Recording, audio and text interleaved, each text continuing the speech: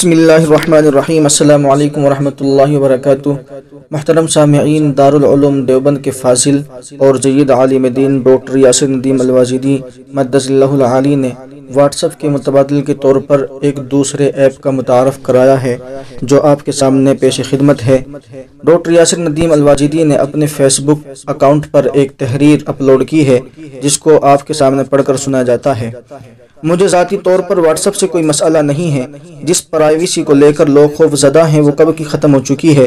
Internet استعمال کرنے کا مطلب ہی یہ ہے کہ آپ پرائیویسی کو پرایا سمجھ لیں۔ گوگل میپ آپ کی ہر نقل و حرکت پر نظر رکھتا ہے۔ آپ گزشتہ چند دنوں میں کہاں کہاں گئے اور کس راستے سے گئے، گوگل میپ پر جا کر آپ مکمل نقشہ ملاحظہ کر سکتے ہیں۔ ہمارے فون ایجنسیوں کے ذریعے ٹیپ کیے جاتے ہیں۔ عالمی خفیہ ایجنسیاں آپ کا کیمرہ آن کر کے آپ کے کمروں میں جھانک کر دیکھ سکتی ہے۔ اس لیے واٹس ایپ کی پرائیویسی پالیسی سے ہمیں کوئی خاص فرق نہیں پڑتا۔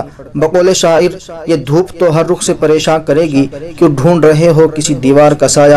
اتنا ضرور ہے کہ جب عالمی سطح پر یہ بحث چلی کہ واٹس ایپ صرف اپنی شرائط پر صارفین کو ایپ استعمال کرنے کی اجازت دیتا ہے تو ذہن میں یہ بات آئی کہ اگر یہ ایپ نہیں تو پھر کس ایپ کا استعمال کیا جائے۔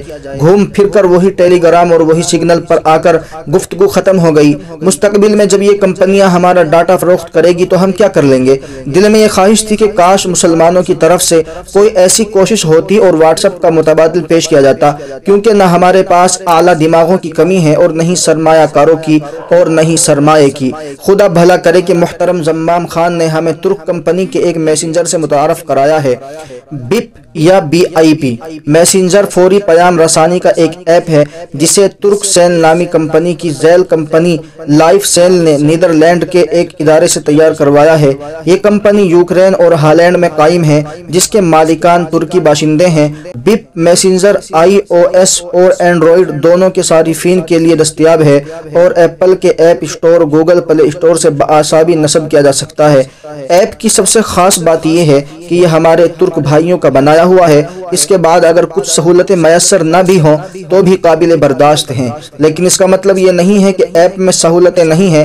آپ اس ایپ پر 1000 افراد پر مشتمل گروپ بنا سکتے ہیں، ٹیلی گرام کی طرح چینل بنا سکتے ہیں اور واٹس ایپ کی طرح براڈ کاسٹ کر سکتے ہیں، نیز اسکائپ کی طرح بیک وقت گروپ کے 10 لوگوں سے ویڈیو کانفرنسنگ کر سکتے ہیں۔ آپ چاہے تو ہر بھیجے ہوئے میسج کو اسنیپ چیٹ کی طرح خودکار طریقے سے ڈیلیٹ کر سکتے ہیں۔ اس کے علاوہ جن لوگوں کو لگتا ہے کہ ان کی پرائیویسی بہت اہمیت رکھتی ہے تو ان کے لیے بھی یہ ایپ سطر کا کام کرتی ہے۔ یہ ایپ گلف ممالک میں ویڈیو کال کی بھی سہولت دیتی ہے۔ سعودی عرب میں مقیم ایک صاحب سے ویڈیو گفتگو ہوئی اور بغیر کسی روک ٹوک کے ہوئی۔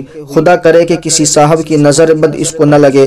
اس کے علاوہ بہت سی خصوصیات کا پتہ استعمال کے بعد ہی لگ سکتا ہے۔ میں سمجھتا ہوں کہ یہ ایپ اپنی جامعیت اور مسلم کمپنی کی طرف سے لانچ کیے جانے کی بنا پر ہماری توجہ کی مستحق ہے۔